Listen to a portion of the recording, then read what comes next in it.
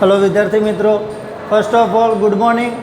હવે આપણે unit 2 LMBB એટલે કે લર્ન મોર બી બ્રાઇટર, લર્ન મોર વધારે શીખો અને વધારે તેજસ્વી બનો, બરાબર છે? બી બ્રાઇટર બનો. એમાં આપણે એક્ટિવિટી 1, એક્ટિવિટી 2, એક્ટિવિટી 3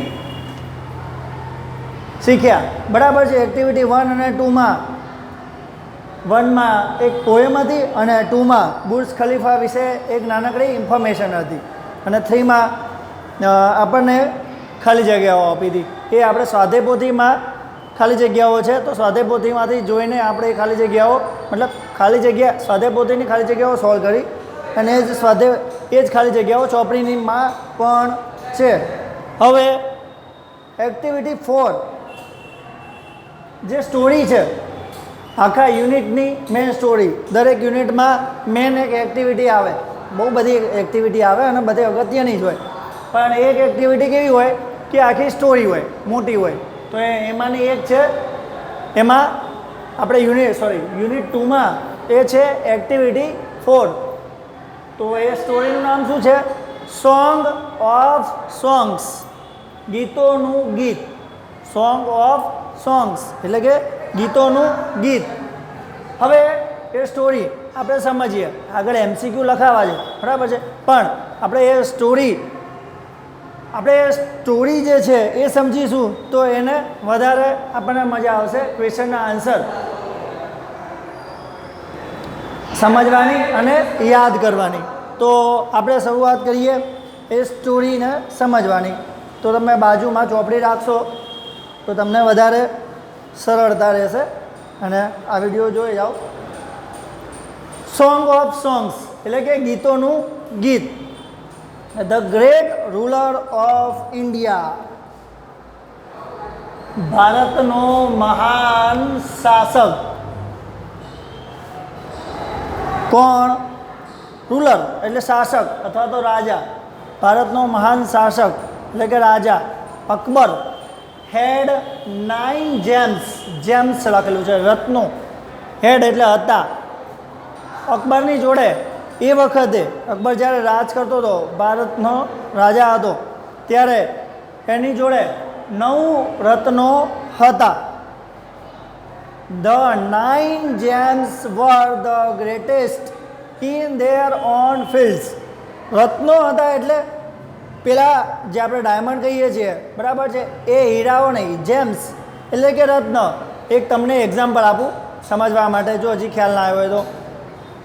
જેમ આપણે એવોર્ડ આપવામાં આવે છે, ભારત રત્ન એવોર્ડ આપવામાં આવે છે, બરાબર છે?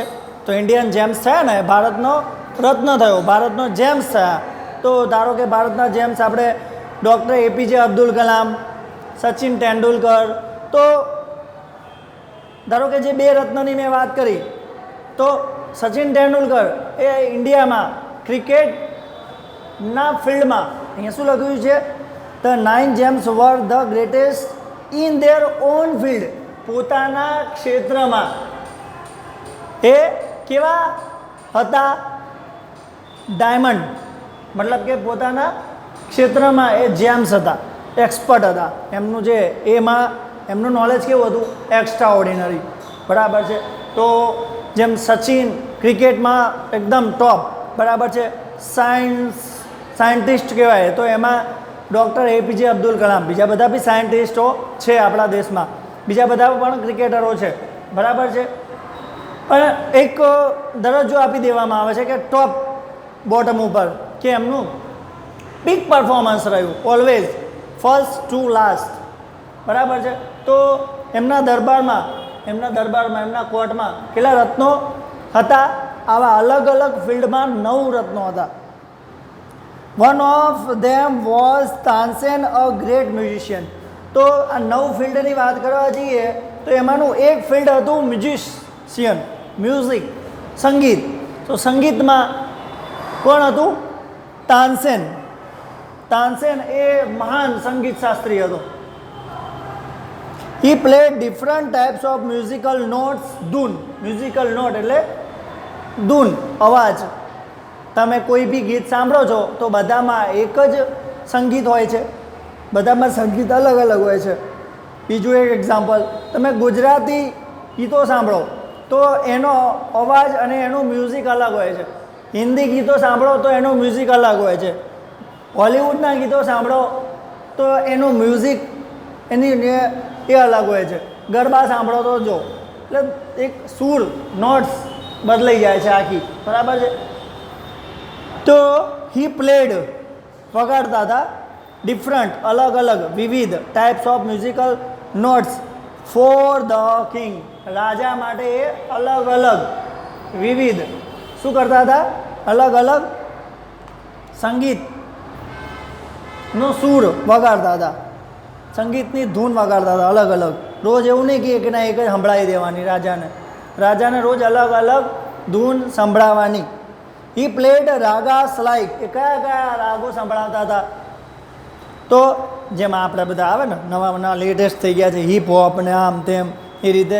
તો હી પ્લેડ રાગાસ લાઈક મલિકાન્સ, તો મલકાન્સ બી ગયા છે, પ્રોનાઉન્સ ઘણી બધી જગ્યાએ અલગ જોવા મળ્યું છે, બરાબર છે, જે મ્યુઝિશિયનો છે એમના જોડેથી.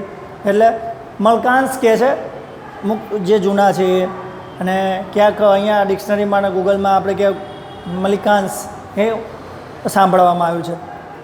દીપક બીજો એક રાગ છે, કેદાર, મલ્હાર એક્સેટ્રા બીજા અલગ અલગ વિવિધ વગેરે. તાનસેન મેડ સમ ઇનોવેશન્સ ઇન મલ્હાર રાગ એન્ડ ક્રિએટેડ મિયા મલ્હાર રાગ. આ બધા તો રાગ વગાડે જ, પણ બીજું શું કરે કે નવા રાગને ક્રિએટ કરે. કેવી રીતે ક્રિએટ કરે, તો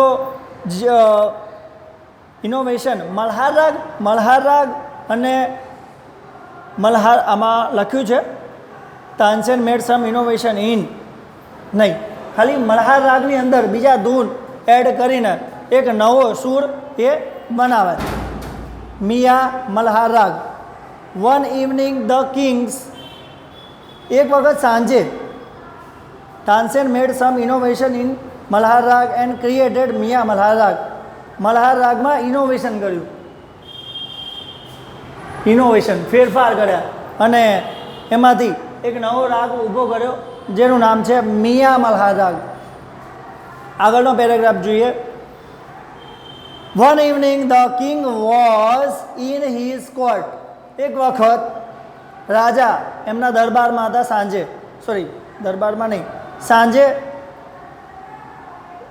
વન ઇવનિંગ એક સાંજે the king Raja was in his court એમના દરબારમાં હતા.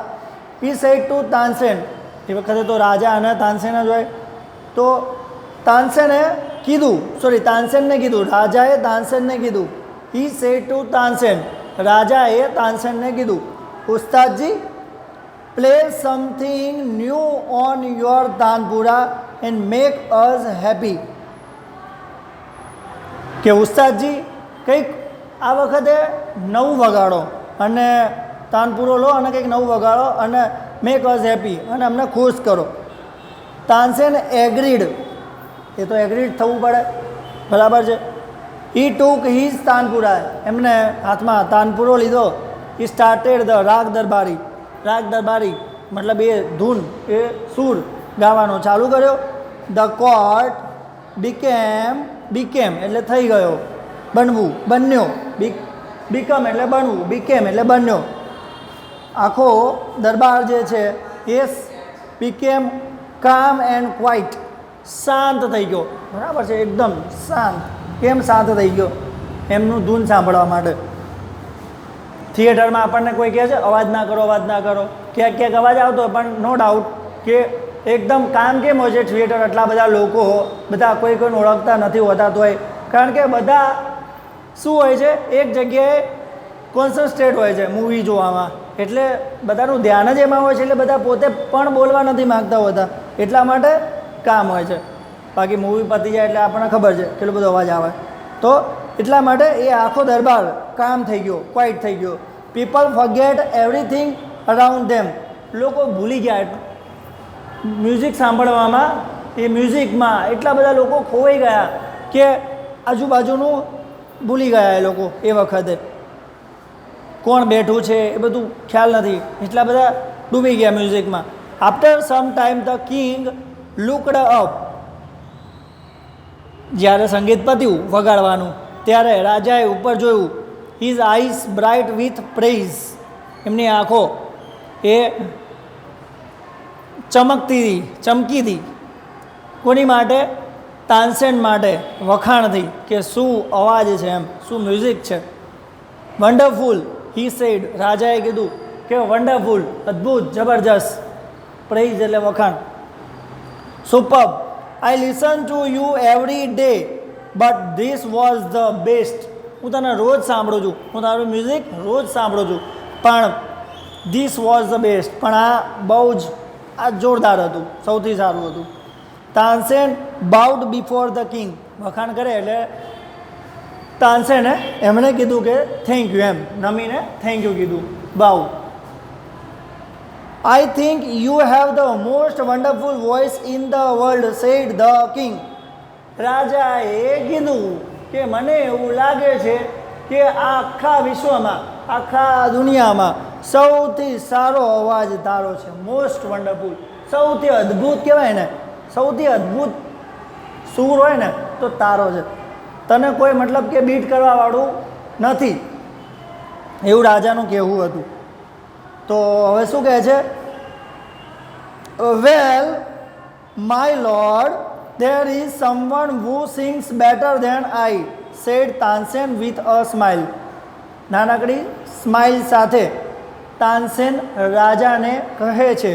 શું કહે છે? વેલ, કે my lord, there is someone, કોઈ છે, બરાબર છે. અહીંયા વુનો મતલબ શું થાય? કે જે, બરાબર છે, કે કોઈ છે કે sings better than I, better વધુ સારું, કોઈ છે. તમે ભલે એવું કહેતા હોય કે હું સારું ગાઉં છું, પણ એવું કોઈ છે કે જે મારા કરતાં પણ વધારે સારું ગાય છે. I think you have the, sorry એ આવી ગયું. રિયલી, એક આશ્ચર્ય સાથે રાજા બોલે છે કે ખરેખર. ક્રાઇડ ધ ડિસબિલીવિંગ કિંગ, રાજા ક્રાઇડ એટલે રડવું થાય, પણ અહીંયા ક્રાઇડનો મતલબ રડવું નથી. ક્રાઇડ એટલે થોડું ઉતાવળેથી બોલ્યા, થોડા મોટા અવાજેથી બોલ્યા કે ખરેખર. ડિસબિલીવિંગ, એમને વિશ્વાસ જ ના આવ્યો, વિશ્વાસ ના આવે એવી રીતે કીધું કે ખરેખર એમ. Then I must have him sing in my court, can you arrange it, asked the king. રાજાએ તાનસેનને કીધું કે તું એવું કહેતો હોય કે તારા કરતાંય સારું ગાય છે, તો દેન તો પછી I must have him sing in my court, તો પછી એને મારા દરબારમાં તું લઈ આય, બરાબર છે. આપણે એને પણ સાંભળીએ. કેન યુ અરેન્જ ઇટ, શું તું એ ગોઠવી આપીશ? તો શું કહે છે તાનસેન? એમને શું કહે છે આગળ કે Tansen shook his head, shook એટલે કે નમાવ્યું, હિઝ એનું, હેડ તાનસેન એનું માથું નમાઈ દે છે. ઘણી વખત શિષ્યને અથવા તો આસિસ્ટન્ટ કે જે કહેવાય ને કે રાજા અને એના માણસો, તો માણસો જોડે કોઈ જવાબ ના હોય તો સામે ના બોલાય, બરાબર છે. આપણે અહીંયા ઘરમાં તો તમે મમ્મી પપ્પાને બોલી નાખો, બરાબર છે, એ તો સૌથી મોટા કહેવાય આપણા બધાથી, આપણા બધાના માતા પિતા, પણ તોય આપણે ત્યાં બોલી નાખીએ. પણ રાજા આગળ બોલીએ અથવા ડાકુ ગુંડા આગળ બોલીએ તો, બરાબર છે. તો અહીંયા શુક હિઝ હેન્ડ, નમાઈ દીધું, કારણ કે એમની અગેન્સ્ટમાં ના જવાય. I am afraid he will not come to the court, I am afraid, હું ડરું છું. અફ્રેડ એટલે તો ડરવું થાય, બીવું થાય, પણ he will not come to the court, કે સોરી એ દરબારમાં નહીં આવે, કારણ કે રાજાને ના પસંદ ના હોય, એમને આપણે ના ન કહેવાય, તો એ નહીં આવે, એવી રીતે ડરતા એ કહે છે. વોટ, શું? Even if he hears that the king himself request him, શું વાત છે કે ઇવન ઇફ, ઇવન ઇફ જો હી હિયર્સ એ એવું સાંભળશે, જેને બોલાવવાના છો એ એવું સાંભળશે કે રાજાએ બોલાયા છે, રાજાએ વિનંતી કરી છે, બરાબર છે, રાજાએ રિક્વેસ્ટ કરી છે, તો પણ એ નહીં આવે. Akbar was very eager to meet him, બરાબર છે, તો એ નહીં આવે. એટલે અકબર તો વધારે આતુર થઈ ગયા કે એવી તો કેવી વ્યક્તિ છે કે હું રાજાનું નામ સાંભળે છે તો એ આવવા તૈયાર નથી. Very well Ustadji said the king, very well Ustadji said the king, રાજાએ કીધું કે કંઈ વાંધો નહીં, ઓકે સારું. With a smile he looked into Tansen's eye, એક સ્માઇલ સાથે લુકડ તાનસેન્સ આઈસ, તાનસેનની આંખોમાં જોઈને એમ કહે છે, જોયું. અને if he doesn't come here, જો એ અહીંયા ન આવે, ઇફ જો હી તે ડઝ નોટ કમ હિયર કે એ અહીંયા ના આવતા હોય, આઈ shall go to him my self, કહેવાનો મતલબ એ અહીંયા ના આવે કંઈ નહીં, હું તો ત્યાં જઈએ શકું ને, હું તો એમને સાંભળવા જઈએ શકું ને. Will you take me to him asked the king, રાજા કહે છે તું મને લઈ જઈશ ત્યાં, બરાબર છે. રાજા શું કહે છે? વિલ યુ ટેક મી, શું તું મને ત્યાં લઈ જઈશ? તો હવે જે તાનસેન છે એ આન્સર શું આપે છે એ આપણે જોઈએ કે તાનસેન કહે છે, જો પાછળનું પેજ ફેરવો, પેજ નંબર 16, એ કહે છે કે yes but you do not go there as the king said Tansen.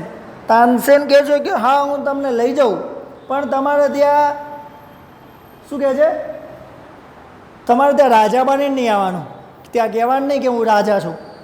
I shall go as a humble lover of music said the king, રાજા કહે છે કે હું મ્યુઝિકનો એક ચાહક છું, નમ્ર ચાહક છું, મને સંગીત સાંભળવું બહુ ગમે છે, હું એવી રીતે આવીશ, બરાબર છે, હું એવી રીતે આવીશ. સંત હરિદાસ, હવે તો ઓકે રેડી થઈ ગયા.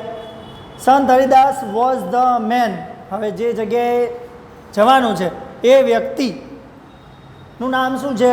સંત હરિદાસ. તો સંત હરિદાસ વિશે થોડી ઇન્ફોર્મેશન કે સંત હરિદાસ વોઝ ધ મેન, એ વ્યક્તિનું નામ છે સંત હરિદાસ.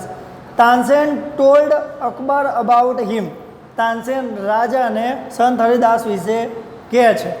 હી વોઝ તાનસેન્સ ગુરુ, શું કહે છે તાનસેન કે જે આપણે જવાનું છે ને એમનું નામ હરિદાસ છે, સંત હરિદાસ, અને એ મારા ગુરુ છે, સંગીત એમને મને શીખવ્યું હતું. He lived a very simple life, એ એકદમ સિમ્પલ, એમનું જીવન કેવું છે? એકદમ સિમ્પલ છે. He was devoted to music and to lord Krishna, એમને એમનું જીવન એ કોને સમર્પિત કરી દીધું છે? સંગીતને અને કૃષ્ણ ભગવાનને. હી લીવડ ઇન વૃંદાવન, એ વૃંદાવનમાં રહે છે. ઇન અ હટ ઓન, હટ એટલે ઝૂંપડી, વૃંદાવનમાં ઇન અ હટ એક ઝૂંપડી, on the bank of river Yamuna, Yamuna નદીના કિનારે. His disciples were Baiju Bawra and Tansen, એના શિષ્યો કોણ હતા? બીજુ બાવરા અને તાનસેન, એટલે કે હું અને બીજુ Bawra. When Tansen and the king reached the place, આવી રીતે વાતો કરતાં કરતાં એ લોકો સંત હરિદાસના ઘર સુધી, ના ગામ સુધી, જગ્યા સુધી ત્યાં જાય છે. અને જ્યારે આવી રીતે તાનસેન અને રાજા બંને જણા રીચડ એટલે પહોંચ્યા, પ્લેસ એટલે જગ્યા, સંત હરિદાસ મતલબ જ્યાં રહે છે ત્યાં, તો એ વખતે જ્યારે પહોંચી ગયા ત્યારે સંત Haridas was busy with his daily routine, એમનું નિત્યક્રમમાં એ કેવા છે? એકદમ વ્યસ્ત છે, એમના નિત્યક્રમમાં એ વ્યસ્ત છે. હી ગ્રીટેડ બોથ, હી એટલે સંત હરિદાસની વાત થાય છે, સંત હરિદાસ બંનેને અભિવાદન કરે છે. When they requested him to sing he smiled and said, અભિવાદન કર્યું, બેઠા, અને પછી થોડી વાર પછી તાનસેન હરિદાસને, એમના ગુરુને શું કહે છે કે તમે ગાઓ ને, એટલે નાનકડી સ્માઇલ સાથે શું કહે છે? Sant Haridas, I am not a great musician, હું મહાન સંગીતકાર નથી, હું કંઈ મોટો સંગીતકાર નથી. આઈ સિંગ એઝ યુ સિંગ, હું તારા જેવું જ ગાઉં છું. આઈ લેફ્ટ સિંગિંગ, જો અહીંયાથી પણ આપણને ઘણું શીખવા મળે કે માણસ એમના પરફોર્મન્સમાં પીક જગ્યાએ હોય છે તો પણ અભિમાન દેખાતું નથી, બરાબર છે. અને સફળતાની સીડીએ જે ટોપ ઉપર અત્યારે બહારની દુનિયામાં પણ જે આપણે જેને જોઈ શકીએ છીએ એનું કારણ આ છે કે જેને તમે જુઓ છો નંબર 1 ઉપર, તો એવું નથી કે નંબર 2, 3, 4, 5 વાળા એમને કમ્પેર ના કરી શકે, પણ તકલીફ ક્યાં થાય છે? અભિમાનમાં ક્યાંક ઈગો આવી જાય છે, અને જ્યારે ઈગો આવે છે ત્યારે એક ઉપર પહોંચવામાં તકલીફ થાય છે, બરાબર છે. આપણે પેલું જોઈએ ને કે ફુગ્ગો જેટલો હલકો હોય એટલો ઉપર જઈ શકે, તો આપણે એટલું એક લાઇટ રહેવું જોઈએ, એક નમ્ર હમ્બલ રહેવું જોઈએ, એવું ક્યાંક અહીંયા આપણને શીખવા મળે છે. I left singing many days ago, મેં તો ઘણા દિવસો પહેલાં ગાવાનું છોડી દીધું. સો આઈ કાન્ટ સિંગ પ્રોપરલી, તો હું કંઈ પ્રોપરલી વ્યવસ્થિત ગાઈ શકીશ નહીં, હું પ્રોપર ગાઈ શકીશ નહીં. હવે આગળનું જે છે શું સેન્ટેન્સ છે? Tansen his favourite disciple could not preserved. Tansen his favourite disciple, Tansen એમનો મુખ્ય શિષ્ય હતો. Could not persuaded him to change his mind, એટલે તોય એનું માઇન્ડ બદલી ના શક્યો સંત હરિદાસનું કે ગાઓ એમ, એટલે તોય એમના માઇન્ડમાં કંઈક ચાલે, એમના એટલે તાનસેનના માઇન્ડમાં કંઈક ચાલે છે. આગળનું આપણે જોઈએ.